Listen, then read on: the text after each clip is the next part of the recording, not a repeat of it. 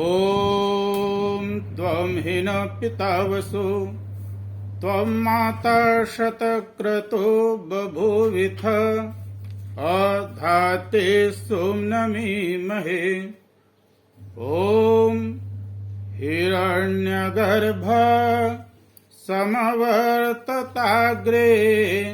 भूतस्य जातः पतिरेक आसीत् स दाधार पृथ्वीं द्यामुते मां कस्मै देवाय हविषा विधेम कस्मै देवाय हविषा विधेम। ओम ओम ओम। आदर और सम्मान के योग्य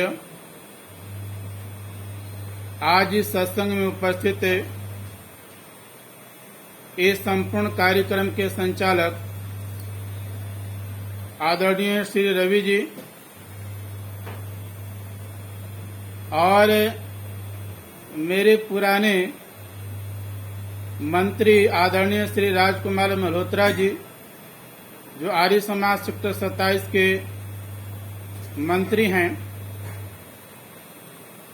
डीएवी विद्यालय परिवार के सभी मेरे मित्र बंधु बांधवों, मान्य बहन डॉक्टर सीमा जी, अभी बहुत ही सुंदर विभिन्न विद्यार्थियों के माध्यम से और किरण जी, सोनिया जी के माध्यम से भगवान कृष्ण के ऊपर भजन और विचार सुन रहे थे। आपने मेरा उद्बोधन रखा है और उद्बोधन का तो मतलब होता है जगाना और जगाने के भाव को उत्पन्न करना। तो मैं 15 मिनट के अंदर आप सबको जगाने का ही प्रयास करूंगा, बहुत कुछ बोलूंगा नहीं, और इसी दिशा में आप सब मेरे विचारों को ध्यान से सुनने का प्रयास करेंगे। 2 दिन के बाद भारतीय संस्कृति में कृष्ण जन्माष्टमी का पर्व हम सबके सामने दस्तक देने को है और भगवान कृष्ण को न केवल भारत की भूमि ही के लोग ही याद करते हैं, बल्कि मैं यूं कहूं कि पूरे विश्व के लोग उनके प्रति श्रद्धा रखते हैं और बड़े सम्मान के साथ भगवान कृष्ण, योगीराज कृष्ण को याद करते हैं और इसे कृष्ण जन्माष्टमी पर्व को बहुत ही धूमधाम से विभिन्न संस्थानों में मनाए जाते हैं। आज आर्य समाज के तत्वावधान में इस पर्व का आयोजन किया गया है। तो आर्य समाज भगवान कृष्ण को किस रूप में मानता है? महर्षि दयानंद के आईने से जब हम योगीराज कृष्ण के जीवन को देखेंगे, उनके दर्शन को देखेंगे, तब हमें उनके सच्चे स्वरूप को जान पाएंगे और जो महाभारत के अंदर कृष्ण का स्वरूप उपस्थित हुआ है, इस सब को आप जान पाएंगे। पहले आप महर्षि दयानंद को समझें। महर्षि दयानंद का संपूर्ण जीवन को जब हम देखते हैं तो उनके 2 आधार हैं। पहला आधार यह रहा महर्षि दयानंद का कि उन्होंने निराकार ईश्वर को माना है, और दूसरा आधार यह रहा उस निराकार ईश्वर को मानने का जो साधन दिया जनमानस के बीच में, वह वेद और वेद का ज्ञान। इन्हीं दोनों आधारों को लेकर के महर्षि दयानंद इस धारा धाम पर जिए और जनमानस को प्रेरित करने का प्रयास किया। और ऋषि दयानंद इन्हीं दो आधारों को लेकर के योगेश्वर कृष्ण के जीवन चरित्र को महाभारत के अनुशीलन करने के बाद वो आंकलन करते हैं। तो जो हम सबके सामने उनके जीवन का स्वरूप उभर करके आता है वो एक अपने आप में अद्वितीय है। देखिए, महर्षि दयानंद ने सत्यार्थ प्रकाश के 11वें समोल्लास में महर्षि दयानंद के बारे में जो कहते हैं, लोगों की तो यह मान्यता है, लोग यह कहते हैं कि आर्य समाज कृष्ण को मानता नहीं, पर महर्षि दयानंद कृष्ण को रेखांकित किया है जिन शब्दों के माध्यम से, वो मैं आपके सामने रखना चाहता हूँ। वो एक आदर्श समोल्लास में लिखते हैं, देखो श्री कृष्ण का इतिहास महाभारत में अति उत्तम है। उनका गुणकर्म स्वभाव और चरित्र आप्त पुरुषों के सदृश हैं, जिसमें कोई अधर्म का आचरण श्री कृष्ण जी ने जन्म से मरण पर्यंत कुछ भी बुरा काम किया हो ऐसा कुछ भी नहीं है। इतना बड़ा प्रमाण पत्र महर्षि दयानंद के माध्यम से श्री कृष्ण के लिए मिला है। तो आप विचार कर सकते हैं कि महर्षि दयानंद ने किस प्रकार से कृष्ण के स्वरूप को समझा और दुनिया के सामने रखने का प्रयास किया। और दूसरी तरफ जो कृष्ण के ऊपर नाना प्रकार के लांछना लगाने का प्रयास किया गया, ब्रह्म वैवर्त पुराण के अंदर यह कहा गया, साक्षात जारश्च गोपीनाम दुष्टः परलंपटः आगत्याम मथुराम कुब्जाम जघान मैथुनेन च। पुराण के अंदर यह कहा गया कि कृष्ण साक्षात जार थे, गोपियों को उनके चिरहरण करने वाले थे, और यहाँ तक कह दिया दुष्ट थे और बड़ा लंपट थे। अगला जो वाक्य है वो मैं यहाँ से मेरी वाणी नहीं बोल सकती है, बहुत ही भयंकर रूप से उनके स्वरूप को पुराण के माध्यम से जो परोसा गया। बंधुओं, में निवेदन करना चाहता हूँ, आप कृष्ण के स्वरूप को जानने का प्रयास कीजिए।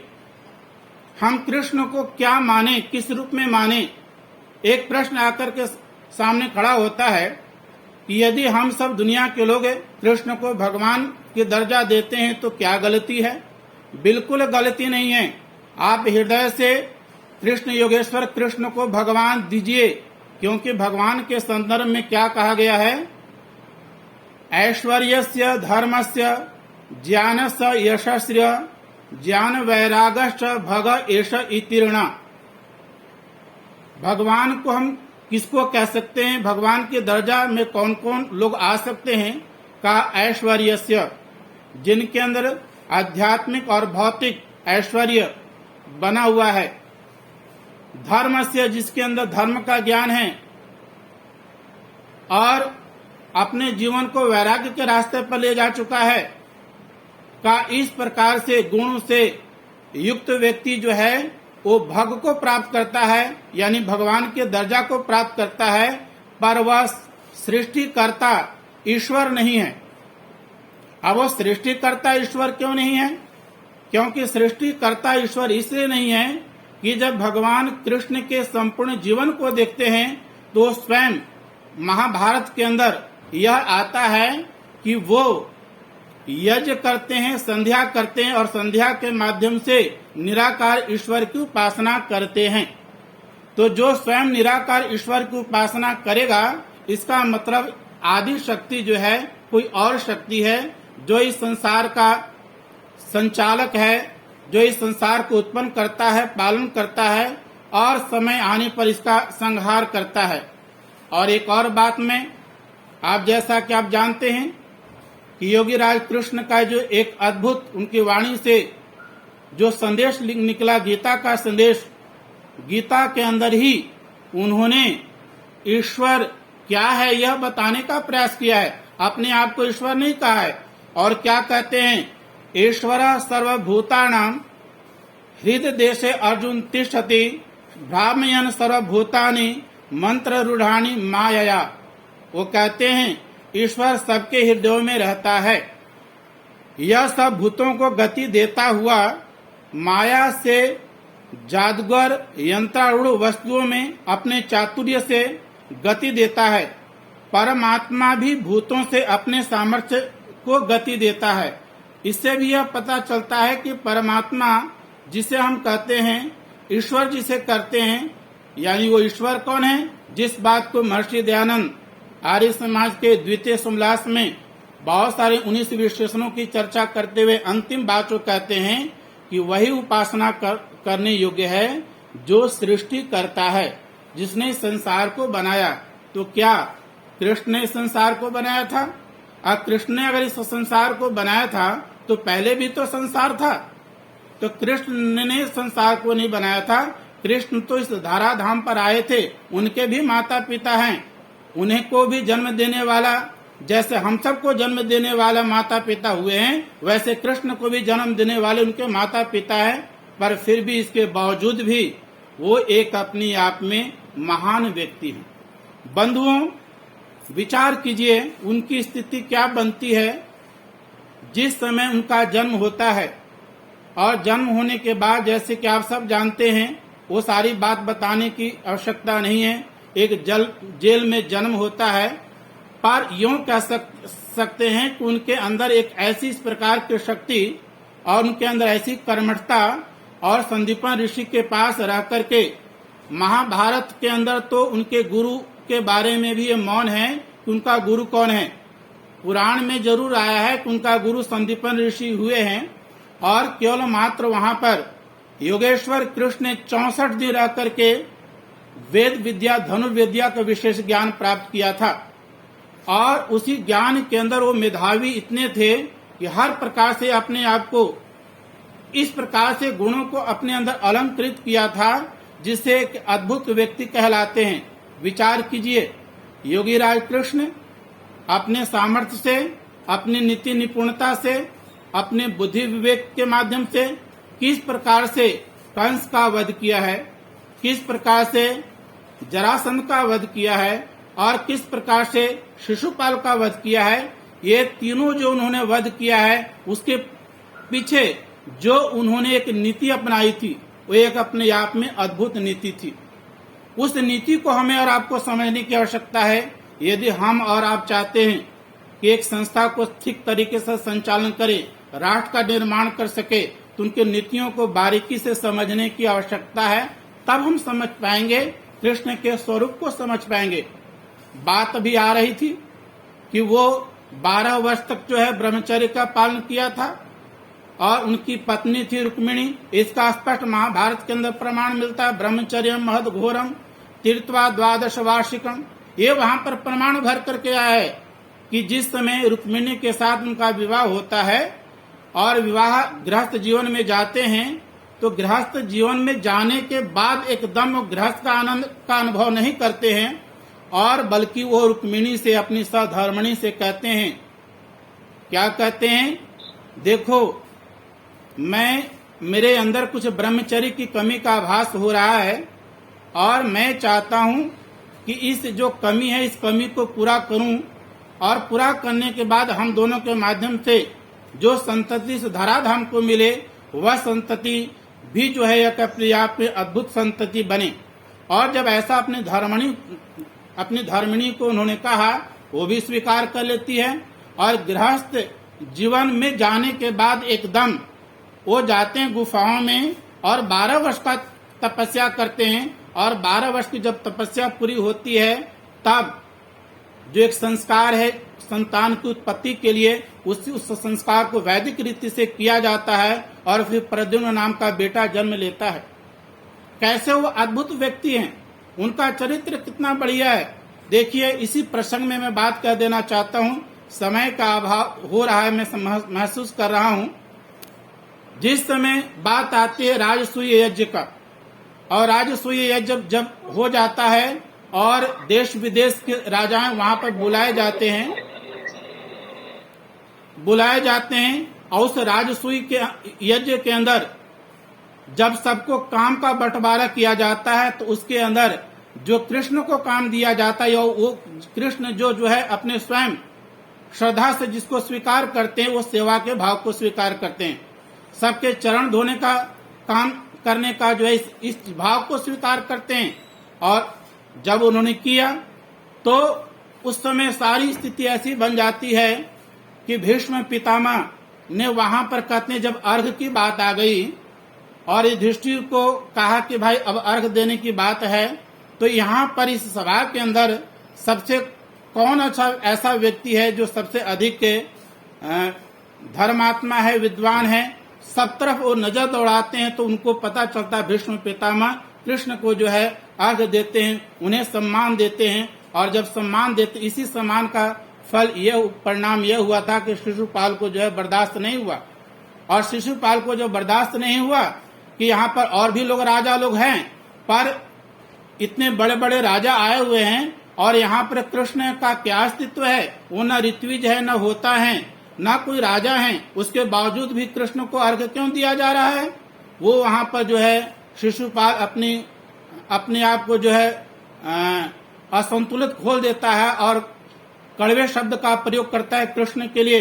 जब कड़वे शब्द का प्रयोग किया, माफ करते हैं, जब इस तरह से वाक्य का प्रयोग कर दिया तो स्त्री घातक है, तू गो हत्यारा है, इन सब बातों को जब कह दिया तब नहीं रहा जाता है और कृष्ण जो है सुदर्शन चक्र निकालते हैं और वहीं पर शिशुपाल का वध कर देते हैं।